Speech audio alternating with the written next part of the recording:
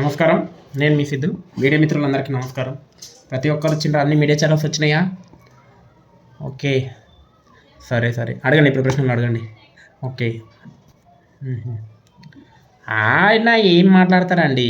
అలాంటి మాటలు మీరు పట్టించుకోవద్దండి. వాడేదో మాట్లాడిండు, ఆపోజిషన్ వాడు ఏదో మాట్లాడితే ఏదో వాగితే వాడిని కుక్కతో చూడాలి మీరు.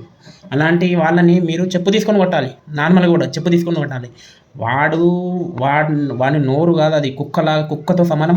వాడిని గురించి నా దగ్గర మాట్లాడకండి. వాడు పెద్ద వేస్ట్. వాడు ఏం చేయలేడు. ఇన్ని రోజుల నుండి 5 సంవత్సరాల నుంచి ఉంటే ఏం చేసిండు వాడు? నియోజకవర్గానికి ఏం చేసిండు చెప్పండి మీరే. మీడియా మిత్రులారా మీరు చెప్పండి. మీరు కూడా చూస్తున్నారు కదా. నేను ఎన్నో సంవత్సరాలు, గత 5 సంవత్సరాలు, గడిచిన సంవత్సరాల్లో ఎంతో అభివృద్ధి చేసిన. వీడు వచ్చి మొత్తం సర్వనాశనం చేసిండు, మొత్తం నియోజకవర్గాన్ని మొత్తం. నన్ను మళ్ళీ గెలిపించండి ప్రజలారా. మీతో ఉండి మిమ్మల్ని చూసుకుంటూ ఎంతో ఇదిగా మీ నియోజకవర్గాన్ని అభివృద్ధిగా చేస్తాను. మళ్ళీ మీకు దండం పెడుతున్నాను. గెలిచిన తర్వాత మాత్రం దండం పెట్టిన దాంతో దొబ్బను నేను.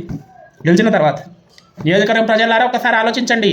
వాడిని గెలిపిస్తే ఉన్నది మొత్తం సంకనాకుతుంది. నన్ను గెలిపియండి, ఉన్నది మొత్తం ఇంకా అభివృద్ధి చేస్తాను.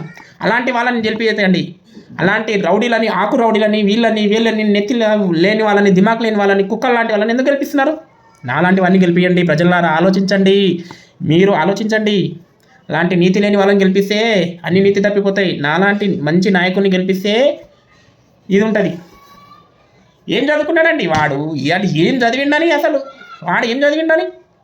నియోజకవర్గంలో నిలబడాలంటే దమ్ము, ధైర్యం ఉండాలి. కార్యకర్తలారా మీరు ఎవరు అతేవరపరకండి. నేనున్నా మీకు భరోసా.